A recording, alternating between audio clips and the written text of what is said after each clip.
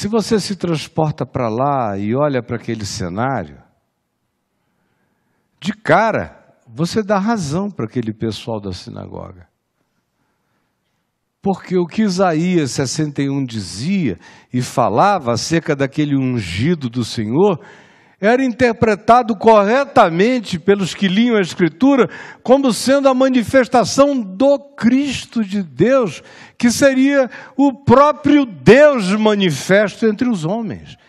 Aí eles olharam para o cara e disseram, não, é um doido, é um surtado. Henri Cristo, hashtag Henri Cristo para você. Aqui não, vai para outro lugar, cara.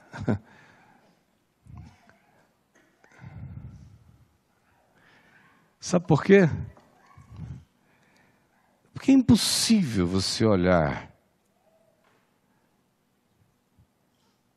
para um homem de 30, 31 anos de idade, por mais que ele seja a síntese de todas as sabedorias, de todas as maturidades, de todas as simplicidades, e dizer, eis Deus conosco.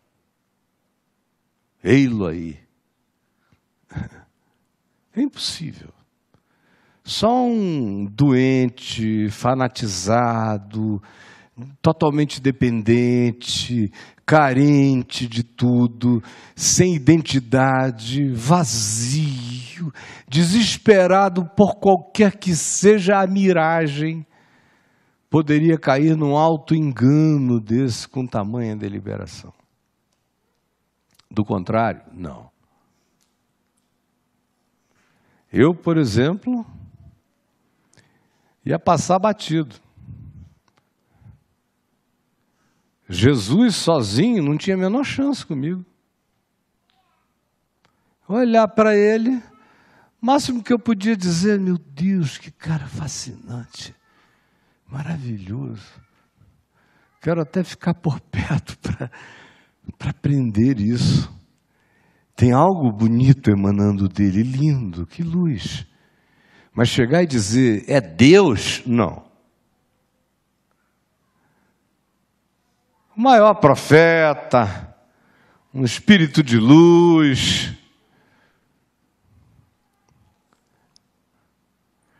Como todos fizeram. Não há nenhum grupo humano, religioso, filosófico que tenha encontrado Jesus e não tenha posicionado no panteão das elevações. Todos o fizeram. Até o islamismo não ousou colocar Maomé no mesmo patamar. Jesus está acima de Maomé. Jesus é o Messias de Alá.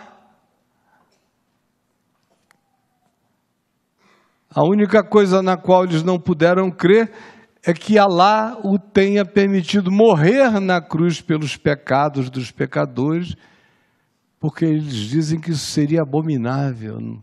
A justiça de Alá nunca seria uma absorção dos pecados, mas sempre seria uma vingança contra pecados. Então, eles dizem que, no Corão, que Jesus foi substituído por um sósia que morreu no lugar dele. E dali ele teve uma assunção mais ou menos parecida com a de Maomé. Mas se você chegar em qualquer ashram da Índia e falar em Jesus, todo mundo vai.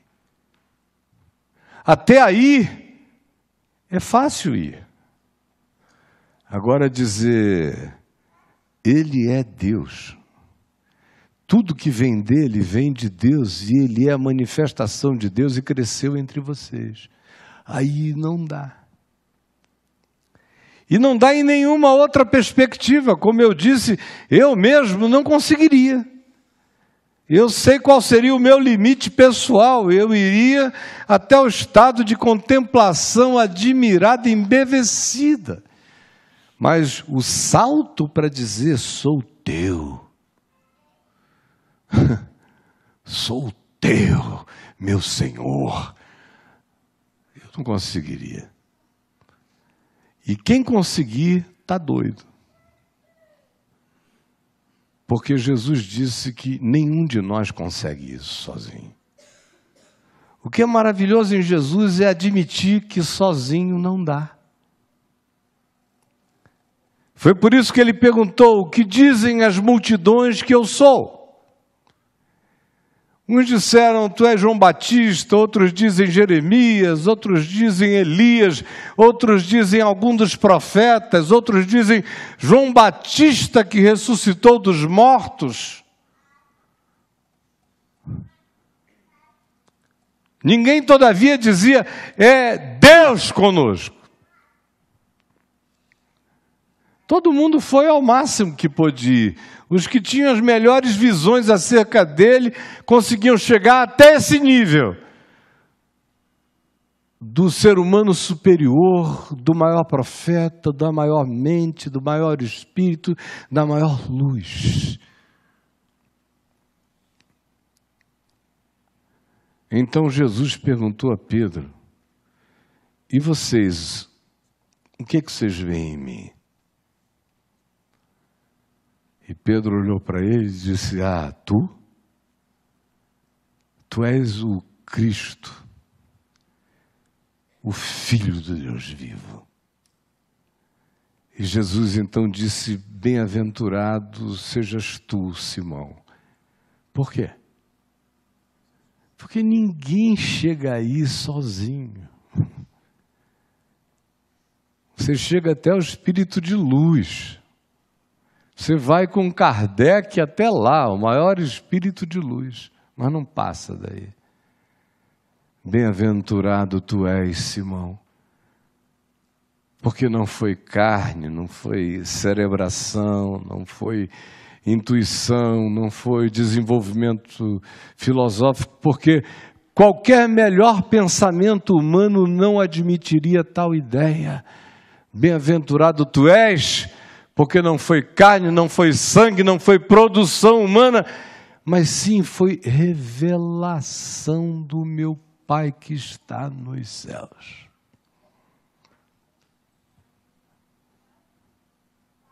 Eu compreendo todo mundo que não consegue crer que Jesus é Deus, porque eu sei que só uma revelação especial planta esse olhar. Antes disso, eu já disse até onde você consegue ir. Agora imagina que em Nazaré como era pior ainda.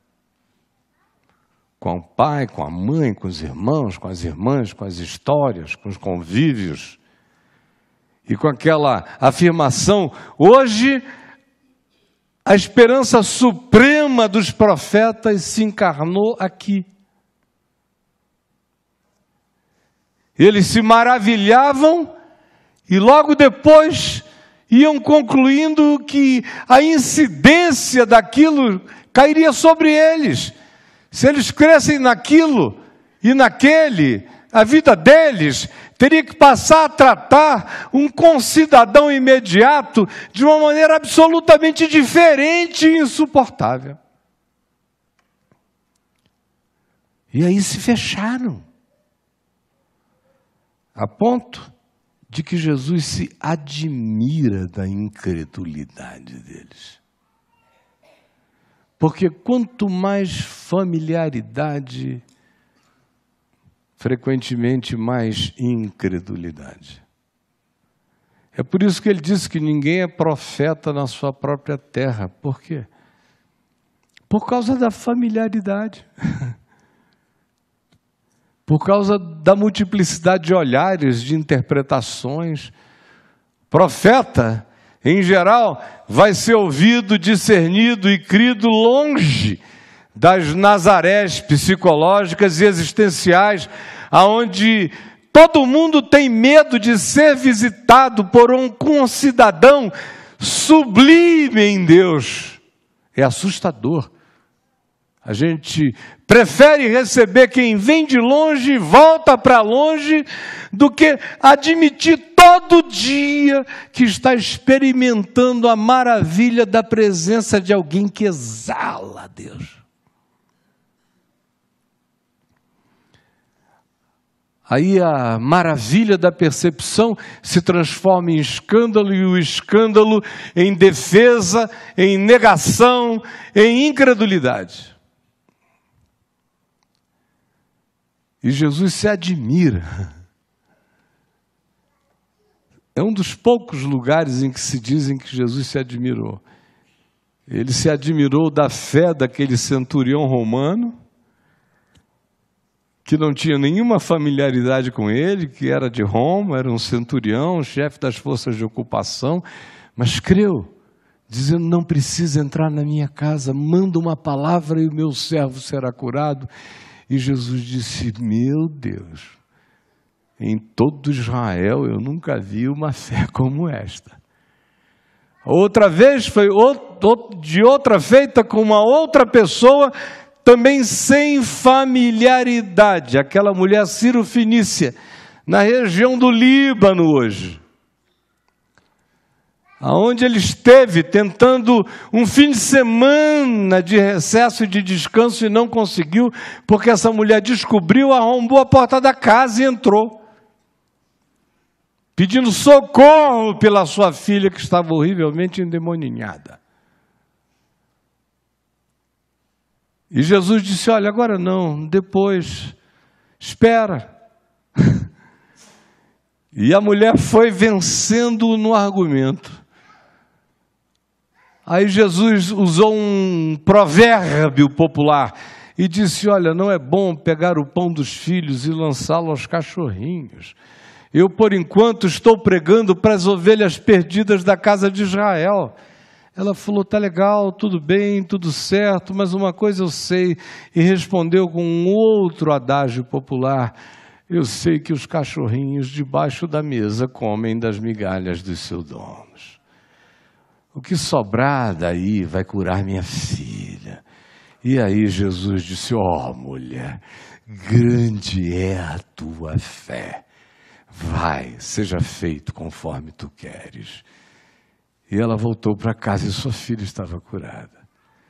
Estranhos, distantes, um inimigo político de Israel, o centurião, a outra uma Ciro-Fenícia considerada uma pagã repugnante, de hábitos estranhos e cultos diversos.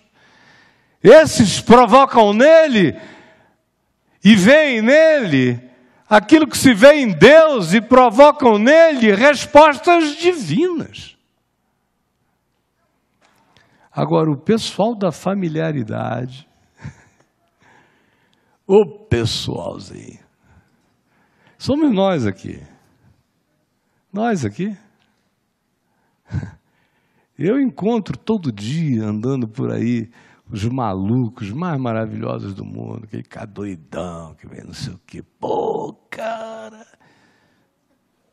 de onde é que tu tira isso, rapaz? Mas Deus te visita, é um negócio. Eu estava morrendo, comecei a te ouvir, olha como é que eu estou. Eu não estou inventando não, todo mundo que anda comigo vê aonde eu vou, tem história assim acontecendo, para todo lado. Da casa dos ricos à favela, é a mesma história aos milhares. Agora, aqui em Nazaré é difícil. Aqui em Nazaré, você fica admirado da passividade, da incredulidade, da insensibilidade, da falta de solidariedade, da falta de compromisso. Esse cara não é aquele que se divorciou? Ele não é o do dossiê Caimã? Ele não é marido da Adriana? Não andou 3 noites e 4 dias na Papuda? Não é pai do Ciro, do Davi, da Juliana, do William, da Bruna, do Daniel, e não tem alguns filhos e filhas agregados? Que a gente conhece da noite, por aí.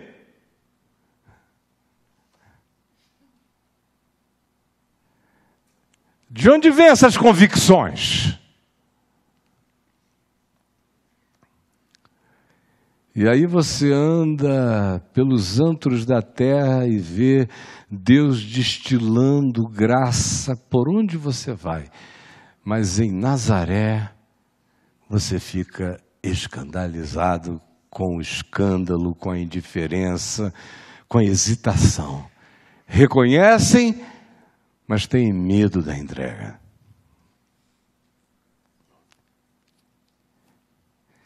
Isso se manifesta de maneira extraordinária numa declaração simples que tem aqui. E não pôde fazer ali nenhum milagre. Quando o profeta não pode ser profeta na sua terra, os milagres morrem naquela terra. Quando a familiaridade é interpretada contra a graça de Deus, contra a liberdade de Deus, contra a ação de Deus agir como quer, onde quer, por meio de quem deseje e com inteira liberdade,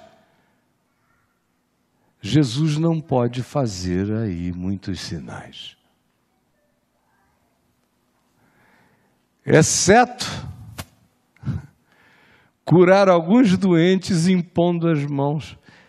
É interessante que os dois exemplos que eu mencionei a vocês foram curas à distância.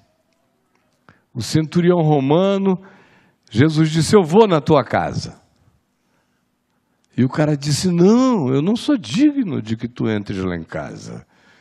E nem precisa, basta que tu digas uma palavra. E eu sei que a tua palavra é obedecida no mundo invisível, e o meu servo vai ficar curado. Não precisa ir, não precisa nem ver, não precisa tocar, não precisa nada. E Jesus disse, isso que é um ente despaganizado por inteiro. Ele não tem um fetiche, ele não precisa de uma pedra de toque, ele não precisa de uma sugestão, ele não precisa sugestionar o criado, ele não precisa se sentir validado pela minha entrada na casa dele. Não, esse é o ente menos pagão que eu já encontrei. Essa é a fé no invisível. E a confiança absoluta nele. Em verdade, eu vos digo, em todo Israel não encontrei ninguém assim. A outra, a mulher do fluxo, é a mesma coisa. Não vai à casa dela, diz, vai, grande a tua fé, a tua filha está curada, vai. Agora aqui, em Nazaré, onde acontecia aquele vazar de graça, um levantar de mão curava, uma palavra operava um milagre. Você não vê Jesus fazendo CPR em Lázaro. Lázaro, Lázaro, Lázaro. Vem para fora, Lázaro. Vem, Lázaro. Espera aí, deixa eu ficar aqui mais 10 minutos impondo a mão. Não, Lázaro vem para fora, e Lázaro vem morto para fora, todo amarrado, até chegar lá e desamarrar. O filho da viúva de Naim, lembram? Passando no esquife, a velhinha chorando, aquele pessoal carregando o enterro e Jesus vindo no fluxo contrário. Lá era uma caravana de agonia, que era a da vida, chegando, e Jesus veio chegando, vendo a mulher chorando, escaneou-lhe o ser, viu-lhe a dor, o desamparo, o abandono, se encheu de ternura por ela, se dirigiu, parou o enterro, olhou para o garoto, tomou-o pela mão, o levantou e entregou para sua mãe, e disse tchau, e seguiu, tranquilamente. A filha de Jairo, lembram? Chefe da sinagoga de Cafarnaum, estava morta. Foram chamar Jesus, e Jesus disse, eu vou. E Jairo disse, então vem. começa a ficar mais judeu, mais chefe da sinagoga, começa a precisar de toque, presença, visita, vai virando crente e começa a problematizar o processo, não é? Aí ele foi, chegou lá, o pessoal da casa tinha um espírito armado. Ele disse a Jairo: a tua filha não está morta, só está dormindo. Aí o pessoal fez a maior gozação. Você veja, era um pessoal tão perversinho que mesmo a garota morta, eles preferiram a piada do que o choro. Ah, não sabe o que fala esse bobo. E a menina morta. Quanto mais para dentro da religião, mais isso vai ficando assim. A tal ponto que se diz, Jesus não permitiu que ninguém entrasse. Pegou aquele povo todo e deixou do lado de fora e disse: fecha a porta, porque eles atrapalham. Só permitiu que Pedro, Tiago e João entrassem com ele e Jairo e a mulher no ambiente onde a menina estava deitada e morta. E chegando lá, olhou para a garota e fez como a gente fala toda manhã. Aquilo era a fala do pai e da mãe de manhã para acordar o filho. Talita, cume.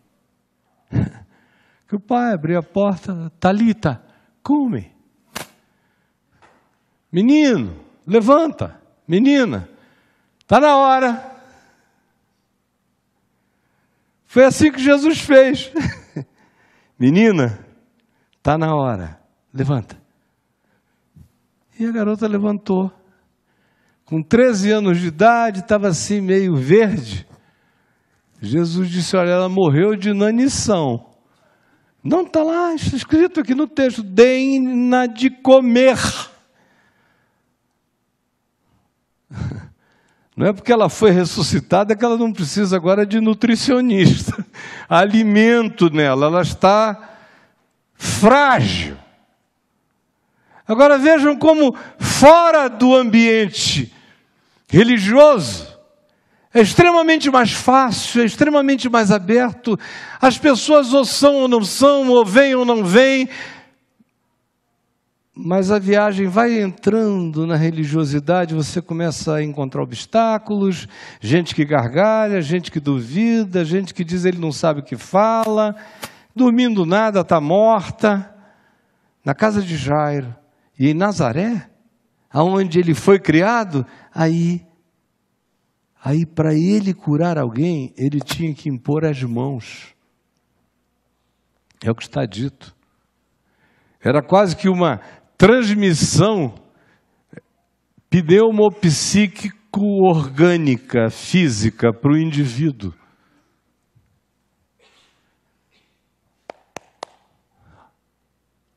A incredulidade era tão grande que as pessoas precisavam sentir, as poucas que queriam crer alguma coisa, que estavam desejando se apropriar de alguma coisa, ainda assim precisavam de toque, de mão, de oração, de validação física, de dizer eu estou aqui, recebe agora, vai, porque não creem na palavra. Tem que ter uma ponte, tem que ter uma sensorialidade ativada, tem que ter uma forma de sugestão que abra o mínimo possível a mente e o coração. Por isso ele se admirou que não pudesse curar pela palavra, mas apenas uns poucos impondo as mãos. O que eu vim aqui dizer hoje à noite?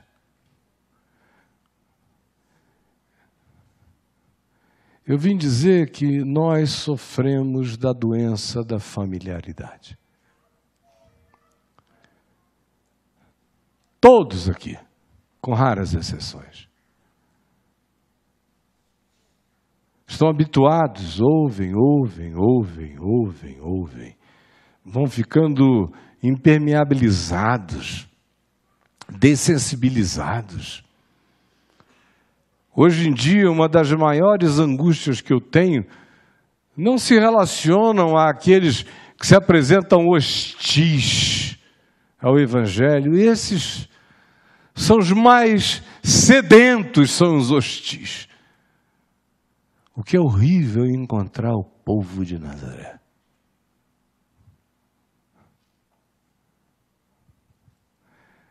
Eu tenho gente que fala comigo do sul da África, do meio da África, do leste, do oeste da África, do norte da África, de tudo que é lugar, gente crendo, fazendo a confissão do Evangelho, milagres acontecendo do outro lado da terra, ou na Oceania, ou na Ilha da Madeira, ou São Tomé, ou Magal, nos lugares mais distantes da Europa, por aí afora.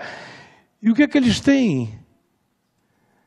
Um celular falando 24 horas o Evangelho, ou um laptop ali pregando a mesma palavra. E eles querem tudo, eles querem absorver. Conclusão: o crescimento deles, a compreensão, o entendimento, é muito maior do que os de Nazaré. Nazaré é difícil. E Nazaré sofre da sua mornidão, sofre da sua pseudo-familiaridade, sofre da impressão de proximidade e sofre porque na sua arrogância pseudo-justificada deixa de aproveitar o dia da visita do nosso Deus, o dia chamado hoje. Melhor seria para os de Nazaré não terem nem a consciência daquela história. Talvez, se não tivessem no reconhecido, talvez se não soubessem quem ele era, talvez na ignorância recebessem tudo que todos recebiam. Uma das contradições do que eu observei durante toda a minha vida como cuidador de almas humanas nesses 45 anos ininterruptos, é que quanto mais as pessoas vão pensando que estão próximas e que estão aprendendo alguma coisa pelo mero fato de estarem próximas, mais ignorantes vão ficando, mais mornas vão se tornando, mais inacessíveis, mais bloqueadas, mais fechadas, mais espessas. Maior é a camada, maior é a indevassabilidade dos seus seres para a penetração singela do milagre solto da palavra da vida. Eu estou falando de você. E não quero te consolar. Tem alguma coisa para melhorar? Não. Eu estou pedindo a Deus que você saia daqui molestado. Vá olhando a sua carteirinha de membro de Nazaré. E a minha esperança é que o Espírito Santo comece a arrebentar essas presunções. Você quer saber de onde a sabedoria vem ou você quer aprender a sabedoria? Você quer saber como esses milagres e graças são realizados ou você quer ser atravessado por eles? Você quer saber de onde a instrução vem ou você quer constatá-la e, em verificando sua realidade, vivê-la?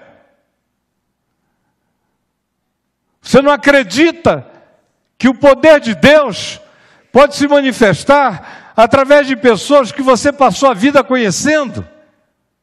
Cujas histórias você sabe? Você não consegue crer em Deus presente no seu familiar, no seu próximo, no seu concidadão? Tem que trazer de onde? tem que ser um cinza, tem que vir da estratosfera, tem que vir de que dimensão? Ou tem que ser um maluco doido, prometendo loucuras, visitando o país, para você crer que no meio daquela confusão, Deus se manifesta? Os teus olhos estão tão fechados assim, seu coração anda tão obturado, a graça de Deus estando tão presente, é objeto de tanta relutância. Mano, pega ou larga de vez, cara. É simples assim. E que o Senhor te perturbe, te angustie, te dê uma semana miseravelmente pensativa. E que o teu coração se quebre, os teus joelhos se dobrem e a tua consciência se vergue. E você se liberte da mornidão, desse bioma cínico de Nazaré.